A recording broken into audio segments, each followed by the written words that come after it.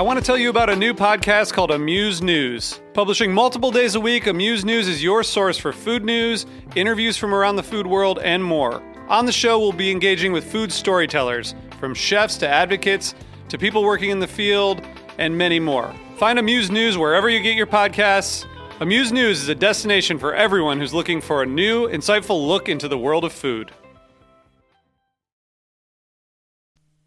Today's program was brought to you by EscapeMaker.com. Visit a farm, escape through the net. Visit EscapeMaker.com for more. I'm Linda Pelaccio, host of A Taste of the Past. You're listening to Heritage Radio Network, broadcasting live from Bushwick, Brooklyn. If you like this program, visit heritageradionetwork.org for thousands more.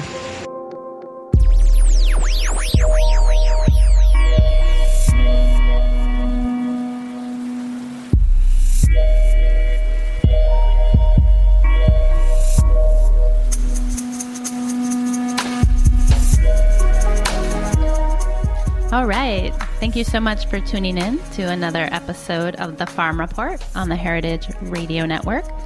I'm your host, Erin Fairbanks, every week on air on The Farm Report.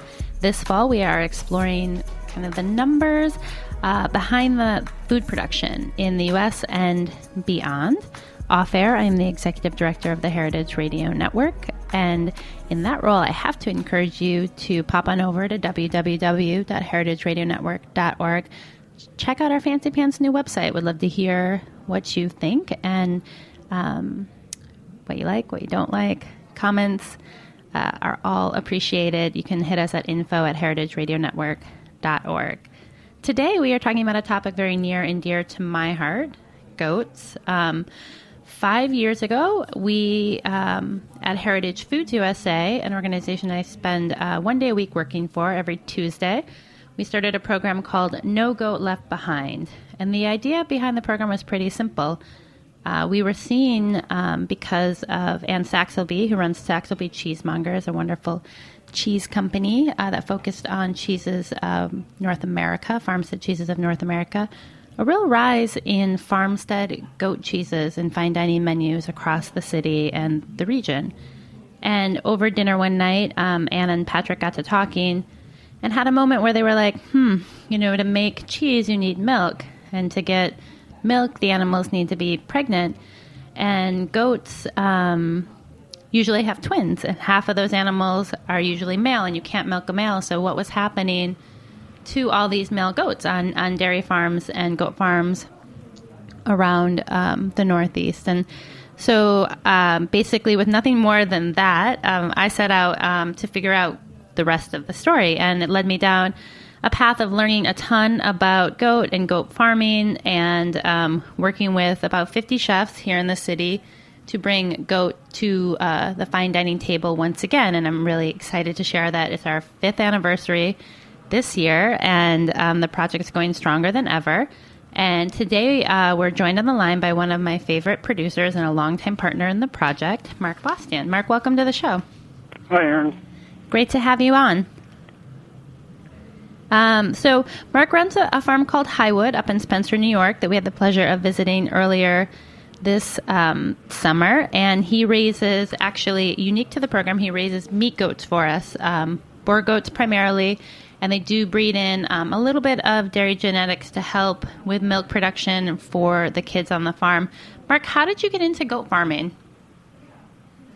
Well, my wife has a longer history in animal husbandry than I do. She grew up in Long Island, but her family had a rural property in northeast Pennsylvania where her grandfather had farmed during his life, and she grew up wanting to leave the suburban area and get out in the country and get involved in farming.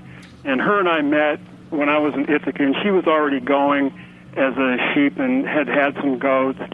Producer. Actually, at the time we met, she was transitioning situations and wasn't doing anything, but very shortly after we got together, we determined that we would take this farm that we were living on and get it back into some kind of production. And one day she showed up with a couple of goats, and we just went from there. Now, this was back in around 1994, is that right? Probably 96. 96. 97 we got going in earnest. So how does one go from a couple of goats to how many are on the farm today? Well, this year we had 114 kids born to about 60 breeding adults, and we keep about 20 animals around for future replacement purposes and things like that. So I don't know, I'm probably not going to fail my arithmetic test here, but in round numbers, at our peak we're around 200, and then over the winter we'll cut down to about 80. Got it. And is that considered a large goat farm, a medium goat farm, a small goat farm? In New York, it's perhaps up there a bit, but compared to large sheep farms and stuff like that, we're not small. I like to think of us as sort of small intermediate, like that. But big sheep farms and stuff in this area will run 600 to 1,000 head.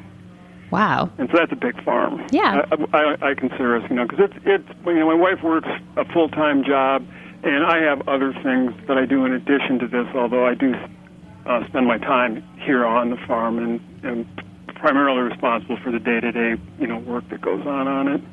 So how does one go from a couple of goats to, approaching 200 at its peak? Well, slowly. We,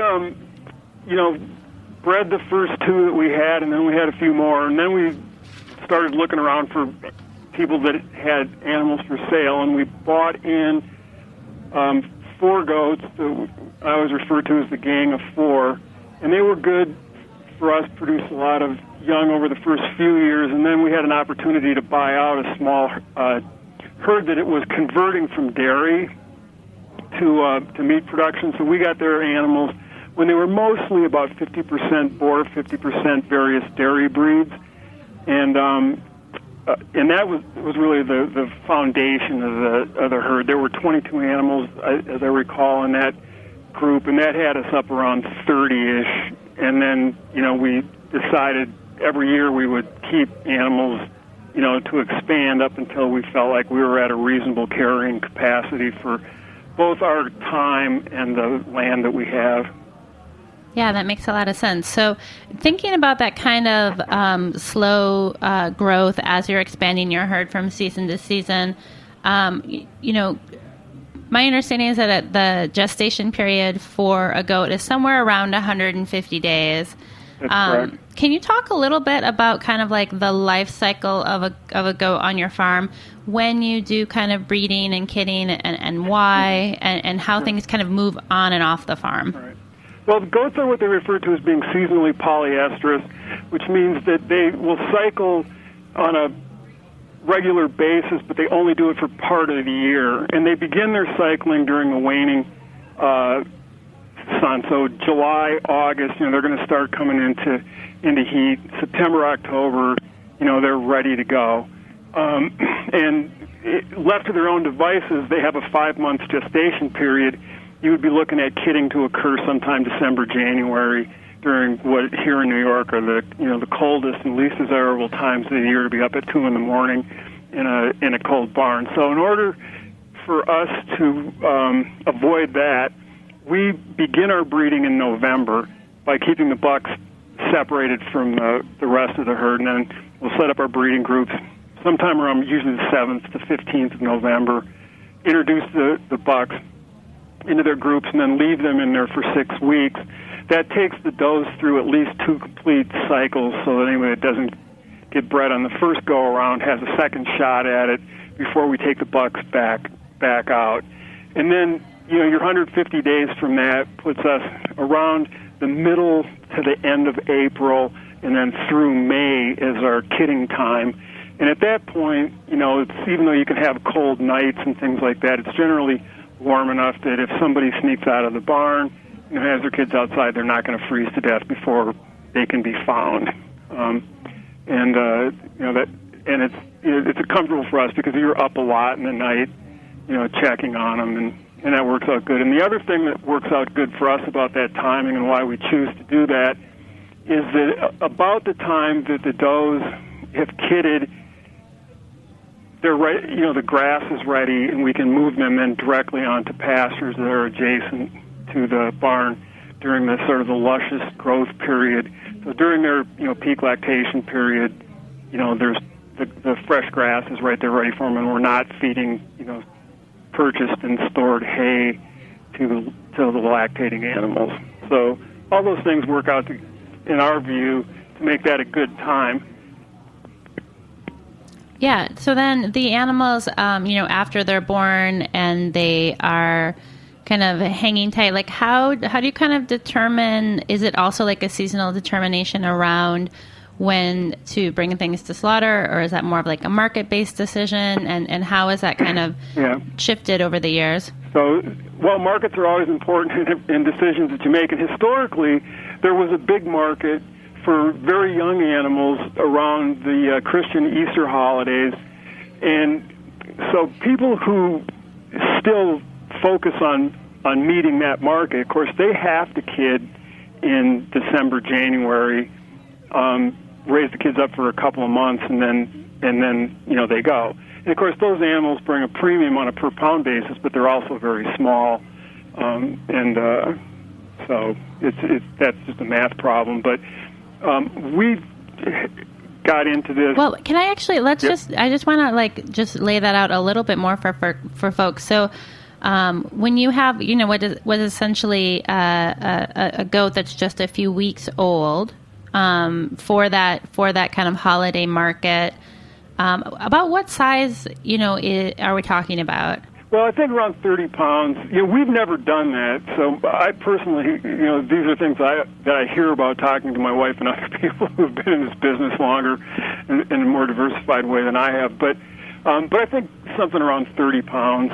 30 pounds being the live weight. Easter kid, live weight.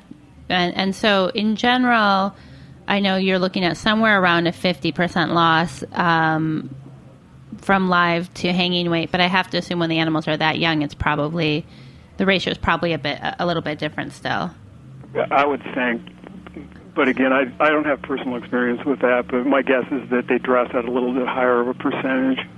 So even if you're bringing in, a premium price per pound, the animal that you've already kind of borne this cost through its kind of gestation, it's made it through being born, it's lived the first couple weeks of its life, which my sense is like those are often like the more vulnerable times in the animal's life cycle, but maybe that comes a little bit later, or maybe it's just like kind of equal across its lifespan.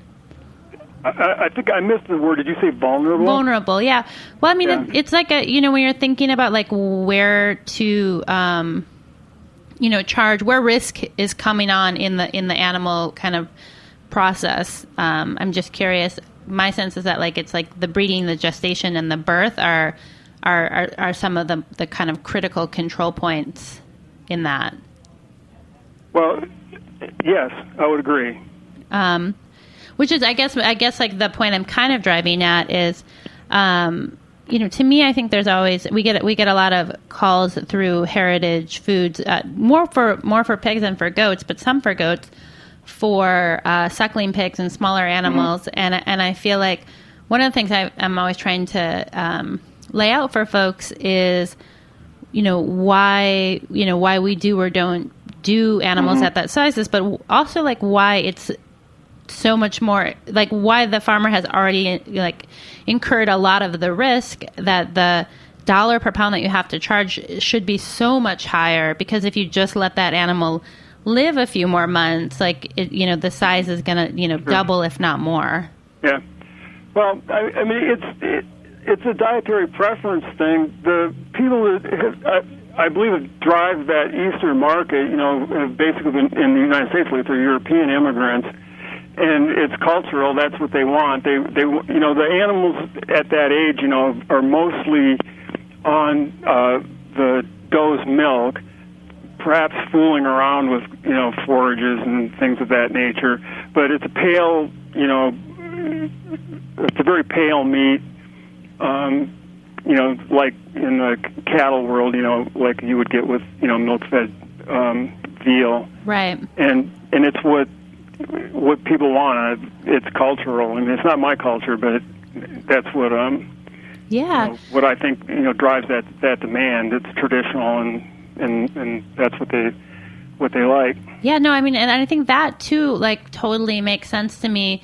And thinking about kind of where those like traditions came from and how much more like ubiquitous farmers and smallholder farms were. So that was a thing that you were getting not through a bigger like ag system, but from, you know, the producer up the street. I think there's like something weird about producing animals for consumption during that time.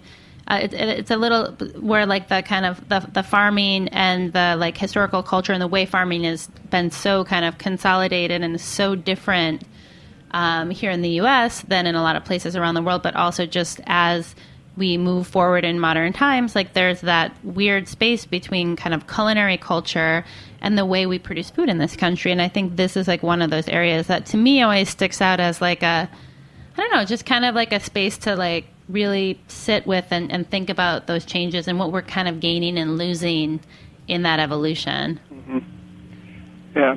Well, you know, and for us, when we got into it, you know, the market, you know, that was primarily aimed at, you know, European immigrants, first generation. A lot of times people, you know, second generation into the United States, they sort of lose the kind of culinary predilections of their you know, first-generation immigrant ancestors and whatnot. But the market that was growing at the time that we got in was a different ethnic market whose interest was in a larger animal, and that would be the halal market. You know, they were asking for carcasses that were in the 50 to 60-pound range, which is what you can comfortably get an animal to in a single growing season. And you know, and I don't know what the cultural origins of their interest in that, you know, size animal is, but that's what they wanted, and that's what we initially started to produce for. Yeah, I think it's like one of the things I find so fascinating about goat as an animal is that it's eaten so widely across the world, but that there's also seemingly a culinary preference for the goat at every stage in its life, and a culinary preference for, you know, male versus female, or a castrated versus a non-castrated male, and, you know, how the goat is fed or how it's fed just before it's slaughtered. And you know, we were looking, kind of doing some prep for the show, and pulled a little bit of some top 10 lists, if you will, from the International Kiko Goat Association. So Kiko is another breed of meat goat. Do you guys have any Kiko on the farm? No. And why not? I know that is something that's come a little bit into fashion in the Northeast. Well, you know, we got started with our, you know, sort of foundation and herd of mixed boar and dairy, and we've always, you know, just stayed with our own females as replacements. So they had the genetics that we already had, and then any bucks that we've brought in from the outside have been fairly high percentage boars, and I mean, really, that's it. Yeah. I mean, we have another producer that raises nice goats and keeps bucks, and every once in a while, when we feel like we need new genetics, we just buy from the person that we've always bought from. Yeah, which totally it's what I would do. And I don't know truthfully, I don't know a lot about the Kiko. I'm aware of them, and I know that there are people that like them. You know, and we like the sort of mixed breed herd that we've got. But in my personal experience, I've never raised either Kikos or Spanish meat goats. Well, I'm going to come back to some of these top 10 lists in just one second, but we did kind of skip over one other thing that I always like to point out on my show, which is how many male animals do you need for your flock, for your herd? Yeah, we like to try to keep the breeding groups in the 20 to 25 individual range. We'll push it to 30 sometimes if we have to. So for the size herd we've got, we generally like to have 3 breeding groups.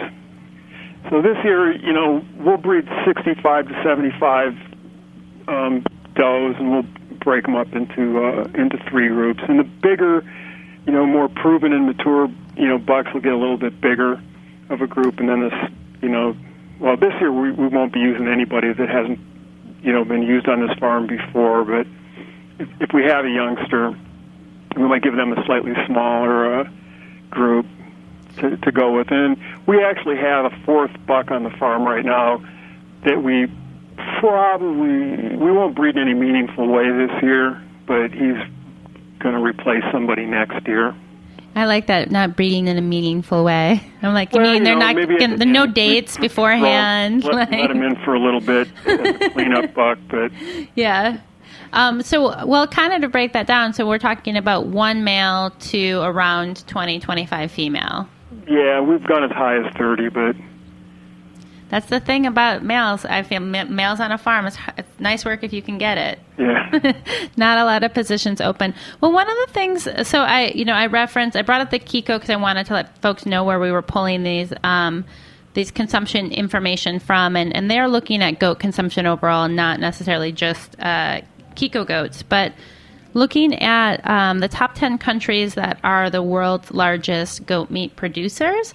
I'm just going to go through the top 5 are China, India, Pakistan, Bangladesh, and the Sudan, which I thought was just kind of, interesting. The top 10 goat meat importers, number 1 is the U.S., and then number 2 is United Arab Emirates, number 3 is China. So it's interesting that they're one of the top producers and the top importers. Number 4 is Qatar, and number 5 is Hong Kong. And then just kind of like rounding this out, we have the top 10 goat meat exporters. So number 1 is Australia. Number 2 is Ethiopia. Number 3 is China, again, on the list. It's importing and exporting and growing. I don't really know how that works. But number 4 is Pakistan, and number 5 is France. And I don't know. I find that that spread of import-export so interesting, and it is kind of something when I think about goat in particular, and you think about kind of goat markets, as we were talking about earlier, that making decisions based on the market that you have. What are kind of the outlets? I know you guys have partnered with the No Goat Left Behind project through Heritage Foods, but if you weren't working with us, what are other ways that producers in the Northeast sell their mature animals? Mm-hmm. Well, there's, of course, you can always take animals to an auction where buyers will come and pick up goats. And around here, those goats are almost always headed to New York City. And they're going to find their way into the ethnic market in the city some way or another. They might go to a live market, or they, may go through some processor and end up in meat shops around the city. But my guess is that most of the goats bought at auction are end up there. It's the biggest market in the region. There are people that do on-farm slaughter. If you are in an area where there's a fairly big immigrant population, there are a lot of people that like to come out, buy a goat, do the butchering of it themselves, or to have somebody on the farm do it for them, and take the fresh carcass home. And we know of producers in the Syracuse area and in the Buffalo area that run those kinds of operations. And, they get for their extra trouble of having to deal with the public, a better price, because for us, and when we sell to you or through previous mechanisms, we provided somebody with a live animal, and they were responsible for everything else that came after that. So these on-farm slaughter operations, will get more money by virtue of the fact that there's, the middle, they're also fulfilling the middleman function in addition to being the producer. And a lot of people just scramble for buyers. In all livestock production, there's what they refer to as a freezer trade, where you take the animal yourself, you have it processed, you bring the meat back, it goes in a freezer, and then you try to find people that will buy it. And in our area, a lot of beef and pork is done that way. We know sheep producers, and goat producers too, for that matter, that do that, and they just through a process of timely being out, letting it be known that they've got it, build up a clientele, and they produce as much as they feel that they can find buyers for in that method. That was never really our first choice of ways to go, and we've never really done that ourselves. We've always been able to find buyers who wanted to just, buy a large number of animals at one time. Before we met Heritage Foods, we had a buyer that liked to buy our goats. He had a farm and a custom slaughter plant on his farm, and he had customers, primarily halal customers, coming out of Rochester and Buffalo that would come to his farm, and he would process the animals for them.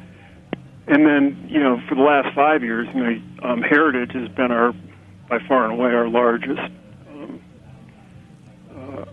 buyer, and that's sort of the way we prefer to do it. Is just to find somebody that wants to buy the animals, and we provide them, and then it's their responsibility.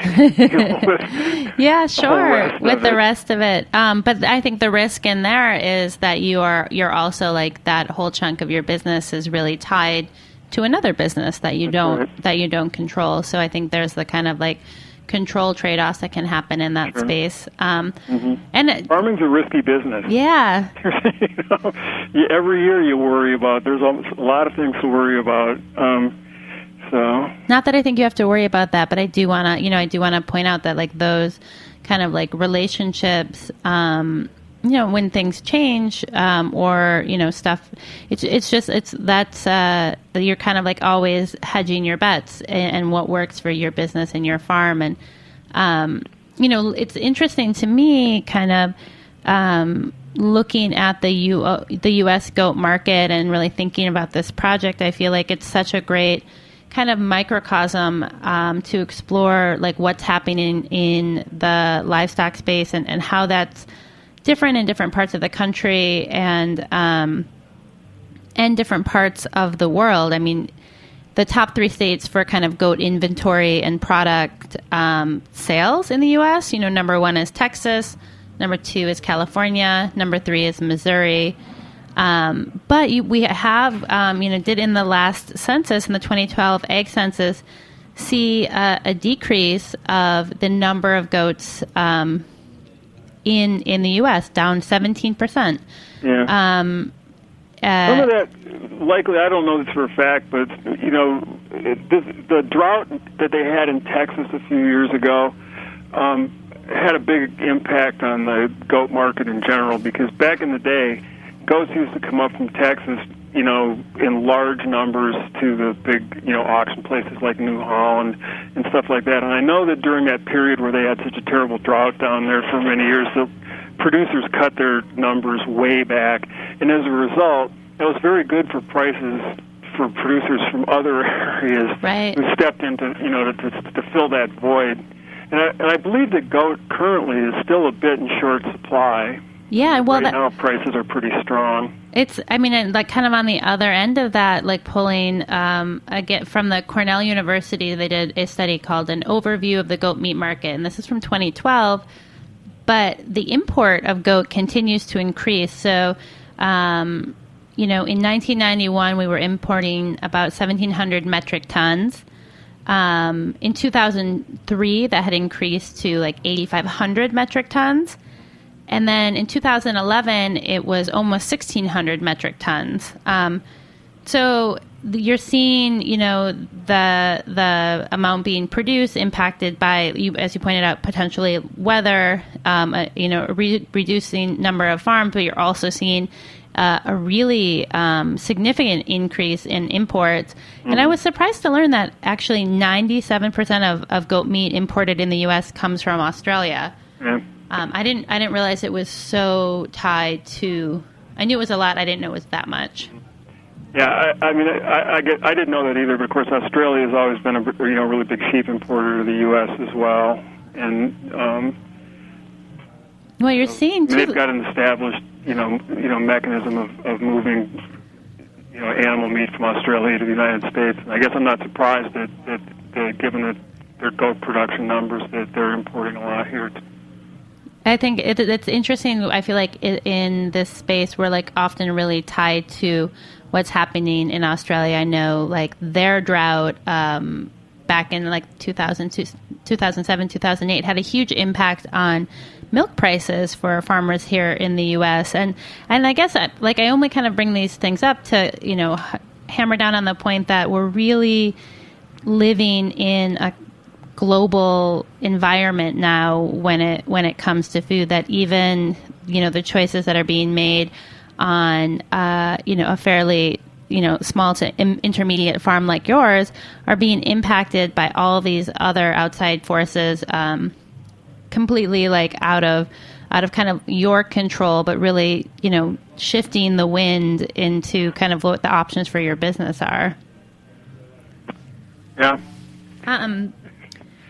Interesting, though, but at the same time, there's a couple things that come to my mind when you bring up this import business and the globalization aspects of like kind of all food production these days. Of course, as you know better than anyone, there's a huge interest in locally sourced food, and if New York is really importing that much goat, there's a lot of opportunity out there for people to get involved in goat production, and both to meet that demand for locally sourced food, but also to compete with these international producers.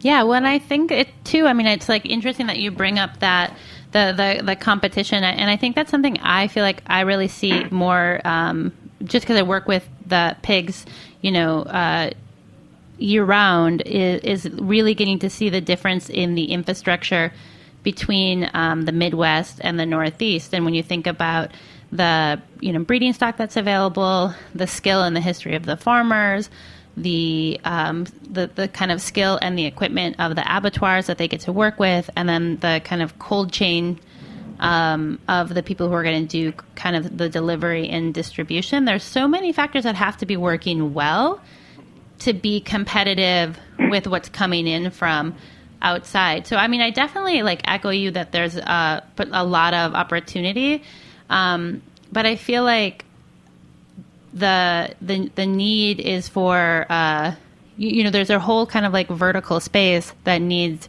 investment. So it's hard. It sometimes feels hard for me to imagine how that's going to happen without some type of outside or government support. And I don't know. That's not really necessarily, I think, what farmers or producers are most interested in hearing. But when you're needing to affect change across so many different spaces, I'm just kind of curious, how the market forces will kind of come to bear on that, and who has roles to play, and where the opportunities kind of are.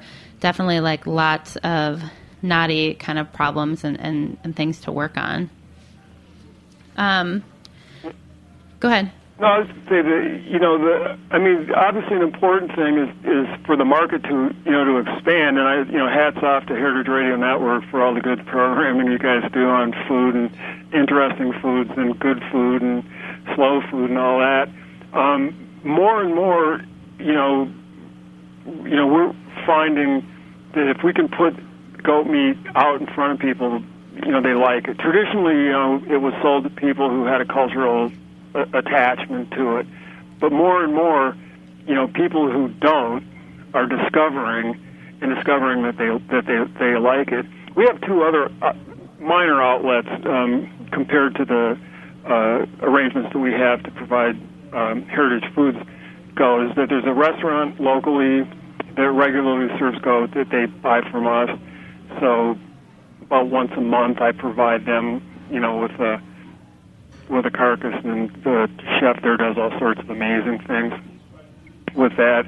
And we also provide ground meat and a bone-in stew meat to a local butchery that they routinely will just sell out as we give it to them and it goes. And their customers like it, they want it, and they pull probably a fair number of customers from the university who have some type of a historical attachment to it, but a lot not. They're just people that are out exploring new foods, finding this and deciding that it's something that they like. So as those trends, hopefully, continue, and I'm not predicting that goat will ever replace pork as a staple in America's diet, or beef, or whatever. But there's a lot of scope for it to grow, because there's still a tremendous number of people who have never tried it, don't understand, how good it is, and we can hype, health benefits and things of that nature too, because it is a relatively low-fat, meat with a good fat profile as these things go, and so that's important. But once that's done, there's a skill in farming. You can't just decide, I'm going to be a farmer, and step in and suddenly take the place of people who have lived on the farms all their lives, or these multi-generation family farms that are going out of business. There's a steep learning curve that's going to extend over many years. So recruiting new people into this business is going to require education, and the cooperative extension services do a nice job of trying to meet that need. But that, of course, is important. But then the other thing that's hard, and you'll know this, is that finding processing is very difficult. The number, when you're going to put the stuff into a restaurant, or into a retail outlet, the slaughter has to be USDA inspected. There's a real shortage of plants that can do that.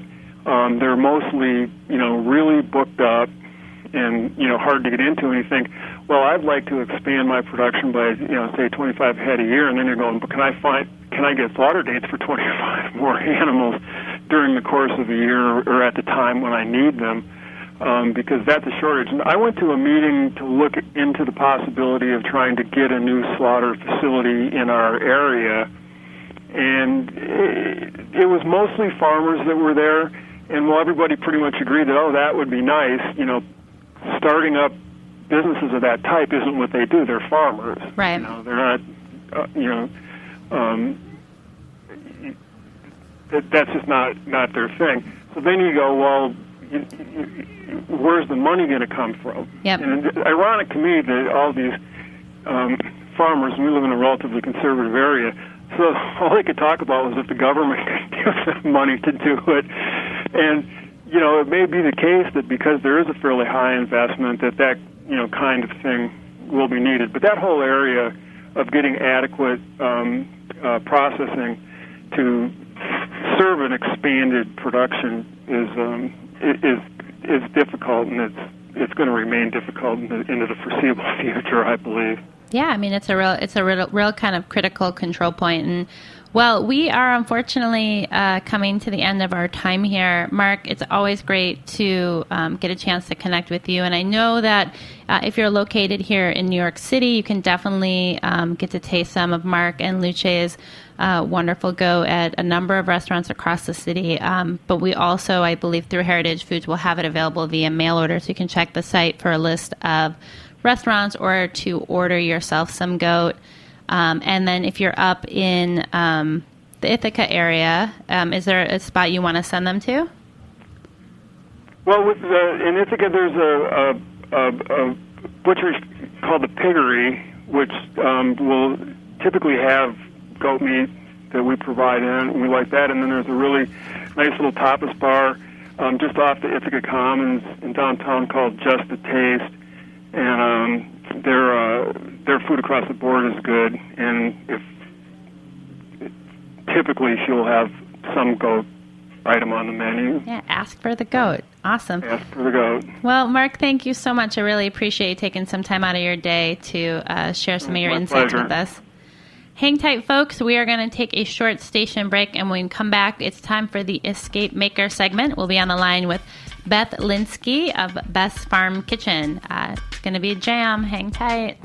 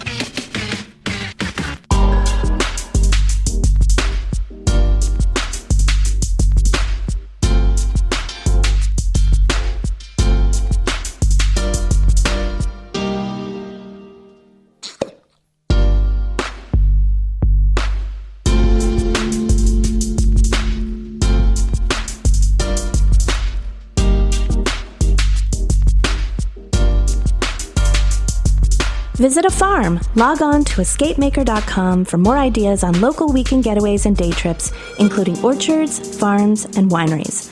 Or come by Escape Maker's yellow tent in Grow NYC's green markets and pick up a guide to local agritourism escapes to the green market's own farmers and producers. The guide will be updated seasonally to feature farms, wineries, and destinations in New York City, New York State, New Jersey, Vermont, and Pennsylvania. Plus, Escape Maker will offer overnight packages to these destinations so you can get the full experience. No car? No problem. Escape Maker features plenty of ideas for car-free getaways, including discounts via Amtrak. There's no better time to explore outside the city. Soak up the fresh air and scenery like a butterfly and support your local farmer. Log on to escapemaker.com to get inspired and make your escape through the net.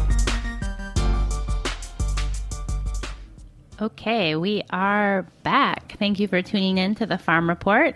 In the second chunk of the show here, we are joined on the line by Beth Linsky of Beth's Farm Kitchen. Beth, welcome to the show. Thank you very much. Good to talk to you, Erin. You too. So I am definitely familiar with your smiling face and your team of jammers from my winters and summers and springs and falls at the Union Square Green Market, your jams and popping over for a quick cracker and sample of jams, I feel like really kept me going. So thank you in advance. It was our pleasure.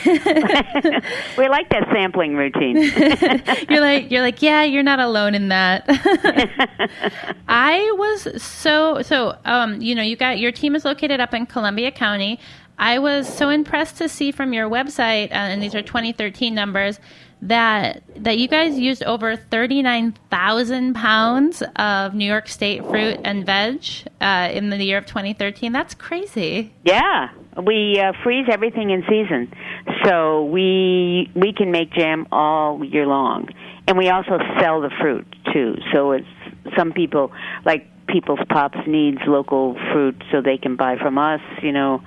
When they're just beginning the season before anybody has any stuff that's growing, so we're good for them for a spring, if we have a warm spring and stuff like that. So there's lots of people who can buy it.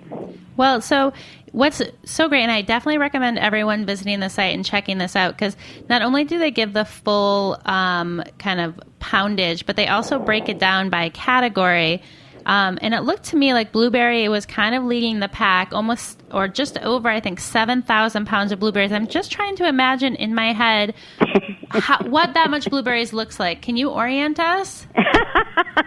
It's a lot of moving and shoving. We don't pick any of it. A lot of it's from Fantasy Fruit. And many years we'll buy, if something is really producing really well, we'll buy more of it that year, and then the following year we won't buy as much. Got it. So I know, like, if I'm at my in my apartment here in Brooklyn and I buy some blueberries to freeze for the winter, that I'm supposed to like put them on a sheet tray so they all freeze separately and I can use them. But how do you go about freezing fruit in like bulk? And does it really matter how you freeze it because you're going to be cooking it into jam? It does not matter how we freeze it. We put them into these large white buckets, which we call 30-pound pails, but they're not really 30 pounds. And they're put into, like, the blueberries are all 6-pound batches, so we'll have 18 pounds in a bucket, and we just freeze 18 pounds of blueberries. And we get a lot of ours from Fantasy Fruit. So that they're really good. We get them in these little containers like you take home, and then we have to empty each container into these bigger containers, and then we just freeze it. Wow. Yeah, and we have a big freezer that we rent space in. So it's a drive-in freezer. Oh, wow. So I know you guys got started back in 1981, really close to when the green market started. How did you kind of get into the market initially? I got in because I had been using it as a catering. I was a caterer at the time, and I started using using the green market, and I was always giving people the best and the freshest and everything.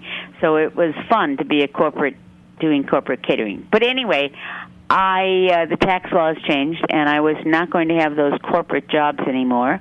So I decided I could make jam, and I applied prior to learning how to make jam.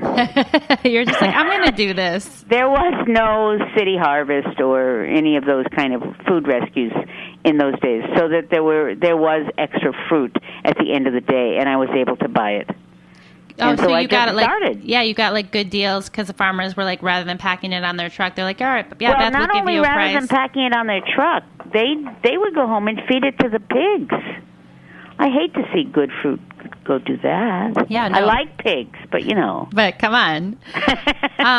Well, another thing that kind of like tickled my Midwest heartstrings is that you apparently are also a Midwest woman. Yes, I am. And I loved, there's a quote that, you know, thinking about kind of exploring flavors of jam, and you're like, well, tartar sauce was exotic to me.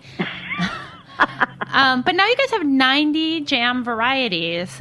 So give us some highlights. What are like the big hits, and have you had any kind of like misses? Well, my biggest miss was when I started, I couldn't make strawberry jam. I absolutely could not make it set. But now I can. I can even do it in a demo, and it'll set. So, but we still make everything in small batches, so there's only 12 jars per batch. Oh, wow. And so it's really very artisanal. We have, you know, like 15 pots of strawberry rhubarb on at one time. And it's just, I do everything really small, but in big quantities. Yeah, like small pot over and over and over again. Yeah, strawberry rhubarb is our number one. It has been for years. It's just number one jam of everything. Our chutneys, the blazing tomato has been number one since we started. And then, you know, Mighty Hot Pepper Jelly has been number one in that category, the jelly category. The jelly category. Yeah, there's habanero jelly, and there's Mighty Hot Pepper Jelly, and there's garlic rosemary jelly. Over the years, there's been lots of other ones, but those are the ones that actually sell, so that's what we're making now. And you guys do mustard, like from local, like the Cayuga mustard seeds. We got Cayuga Pure Organics when they were really, you know, doing it. We got their mustard seed, and it's held us over for a long time. That's so cool. Well, yeah. And also we have hot sauces now, which we never had before. And we even make pestos. So, like, we do ramp pesto, but we do pestos for other people. I'm glad you brought up the other people, because that was actually my next question. Now, you, on your site, you offer co-packing and private labeling services. So what is the difference? Well, co-packing is when somebody has an idea or a recipe that they want to do themselves and sell themselves. So they come to us and they want to make Aunt Matilda's hot sauce. Right. And they have the recipe. And so we help them put it through Cornell to get their schedule process. And we will give them assistance, guidance, whatever you want to call it, in being sure the label has the right, you know, all that, and that the recipe tastes like what they want the recipe to. So we do test batches, and, you know, it's a process. Mm-hmm. It's not quick. Cornell takes at least 6 to 8 weeks to get a schedule process back to us, and you only need schedule processes if it's an acidified food, you know. But that seems to be what most people want to make. Right. Something that's acidified. Acidified means it has vinegar in it, and or a lot of lemon juice, something like that. Anyway, so then we just work it up, and then we'll produce it for them, and that way they can do their own marketing. Got it. Versus a private label, which is private label is just our jam with your label on it. So why do that? Why not? I guess, yeah. So they pay. Yeah. So you're just kind of like, yeah. But and also I suppose it's not people who are you wouldn't do that for someone who's going to open up a stand next to you at the market. You're doing that for markets that you wouldn't reach otherwise. Oh yeah, we used to make jam for Fred Wilco at Wilco Orchards. Mm-hmm. We currently make jam for Fishkill. We currently make jams for Semascot's Orchards. Got it. We make jam for Babette's Feast, which is a shop on the east side. Nice. And Agata and Valentina has our product with their label on it. So you may your jam, if it tastes extra delicious, there's a small chance it may have come from Beth's Kitchen. Well, we are just about out of time, but I have one burning question before I let you go. What is with the hats? Oh, I just love hats. I think it's so much fun. So every holiday we wear whatever hat is sort of appropriate, or we feel is appropriate. Definitely, if you're in the New York area, worth a stop at the stand to taste Union Square. Yep, Union Square to taste and Wednesday, taste the Friday, jams. and Saturday. And then are you at another market as well, or is it Columbia University? Columbia University On Thursday and Sundays. Awesome. And we have a website. Beth'sFarmKitchen.com. Yep. Awesome. Beth, thank you so much. It was such a treat. I will see you soon at the market. Good enough. Bye, Erin. Bye-bye. All right. Thank you so much for tuning in. You have made it to the end of another Farm Report. I'm excited to have you. Stay tuned. We have some fun episodes in the pipeline. We're going to be talking animal fats. We're going to be talking about grains, and we're going to be talking about farmland conservation. Quick shout out to my engineer, Liz, keeping it going for us out there in the studio. Thank you, Liz. I got to hustle out of here because Kim Kessler from Eating Matters is up next. Definitely check out that show if you haven't had the pleasure yet. If you listen via iTunes, please stop by and give us a rating. Just stay in touch. We'd love to hear from you more. Thank you so much for listening, and stay tuned in.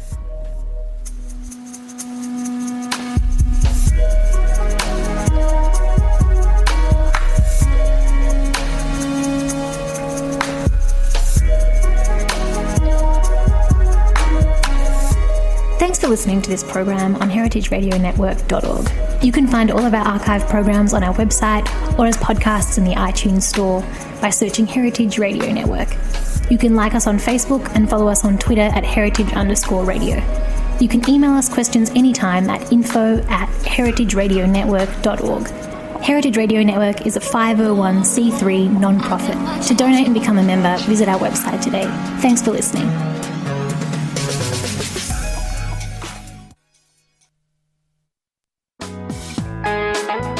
Hey listeners, we're nearing the end of our 15th anniversary fundraising campaign, and we need your help to meet our goal. This campaign offers you a chance to win a unique food and music experience in one of the most exciting cities in America. Here's how it works. Donate to HRN and you'll be entered to win dinner for two and 2 tickets to a concert in one of 8 amazing cities: New York, Los Angeles, Philadelphia, Nashville, Las Vegas, Charleston, Ardmore, Pennsylvania, and Asheville. All donations support our work educating food system storytellers. And when you donate, you can choose one of those cities and you'll be entered to win dinner and 2 tickets to a show. So help us reach our goal and enter to win dinner and a show in the city of your choice. Check out heritageradionetwork.org/15 to donate and enter to win today. That's heritageradionetwork.org/15. Thank you.